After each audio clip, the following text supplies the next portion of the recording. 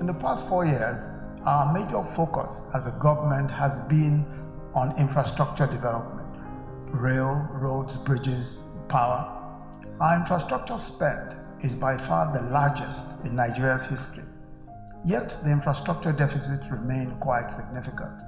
We have major funding gaps, as I'm sure those of you who are following the debates on the budget have seen. Welcome to Nigerian Diaspora Investment Summit with a team leveraging diaspora resources for economic growth. It's been a great experience, listening to people talk about our nation first, its potential, its possibilities, and then also hearing Nigerians talk about, their enterprising spirit, what they're doing and contributing to productivity in other parts of the world, and then their willingness to come back home to Nigeria. Actually, I'm surprised how many people are interested in diaspora for the economic growth. So I didn't know so many people are here this time.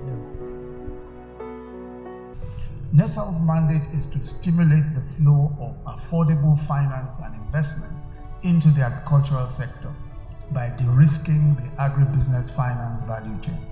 So NESAL presents a real opportunity, in my view, for those who want to invest in agriculture from the diaspora, especially to look at how to de-risk their investments.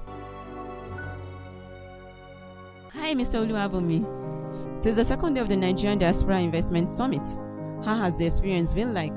Well, it's been worthwhile, and by virtue of the various sessions we've had so far, we've been exposed to various innovations, ideas, and governmental policies. And the summary and the bottom line of the whole thing is that Nigeria is open for business, and then for Nigerians that are resident in various countries, to be a very good thing for them to make the best of the opportunity to come around and invest in Nigeria. I can assure them it's going to be a win-win situation. The experience has been informative. I must say a big thank you to the organizers of the summit and the Nigerian Diaspora Commission as a whole. It has been innovative, it has been informative as well, as most of the lineup speakers have shared with us the stories that has made the diaspora, all the Nigerians in the diaspora, effective till date. So it has been very informative. Part of the solution is private sector collaboration by way of tax credits for investments in public infrastructure. And we'll put that out there, that we're prepared to partner with private sector individuals who want to put in their resources for tax credit. Of course, it involves a fair amount of money. We've had a few takers, but I'm sure that there are those in the diaspora that can mobilize the kind of resources that can be invested in this kind of public-private sector partnership for infrastructure and derive significant benefit from it and, if possible, tax credits. The other is the infrastructure fund.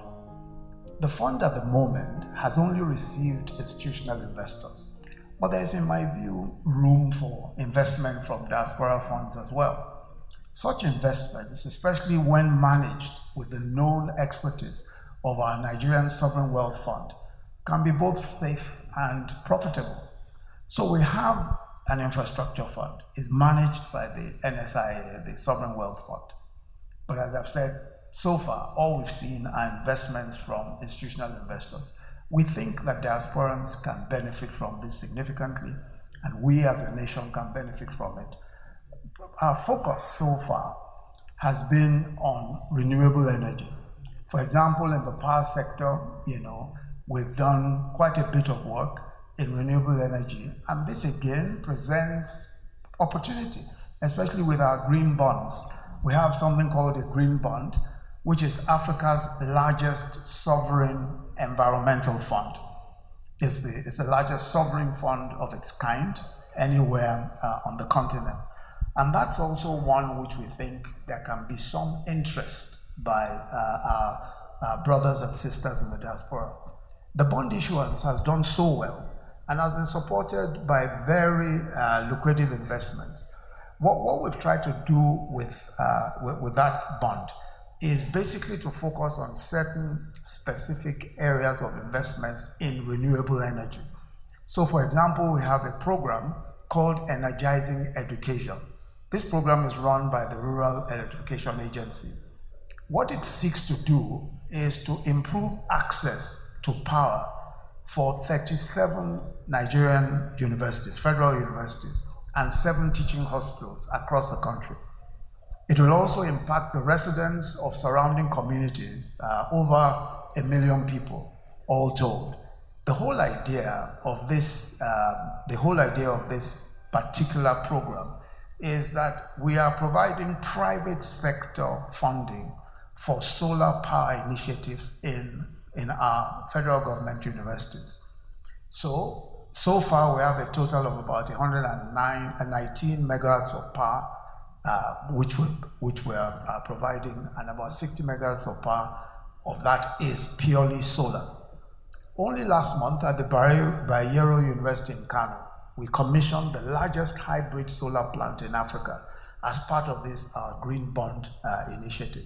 So it's doing really incredible things. The bond is one that provides resources for several things, and we think that the diasporans can invest in this bond because, as we've seen, it's a very lucrative bond, and at the same time, it has an important economic and environmental purpose, and these purposes have been served very well. So the possibilities are many, and I hope we are going to spend some time today. I'm sure you might have spent some time yesterday looking closely and scrutinizing the options for mobilizing diaspora capital for local investment. There are so many different opportunities, and we can't talk about them all. But I think that we should look at some of the local opportunities that have been provided even now.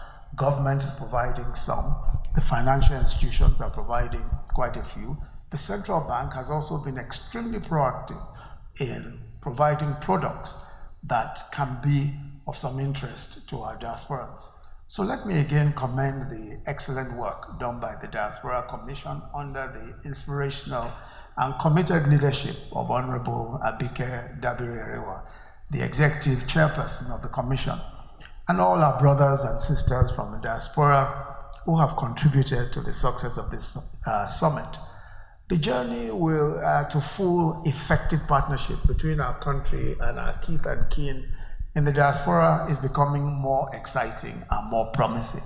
I remember the days when we just used to talk about the diaspora, and diasporans just used to talk about how they were neglected and ignored and all of that. But that is all changing now. We're meeting regularly, we have a commission, and we have devoted leadership. So I think the future is extremely bright, and I think that it will greatly benefit our country. So I hope that this summit will take us to the next level in that journey. Thank you all very much. God bless you. Absolutely, we're doing it for Nigerians. We know Nigerians are very industrious, and we know Nigeria is not where it should be. So this summit is opening the world, Nigeria to the world.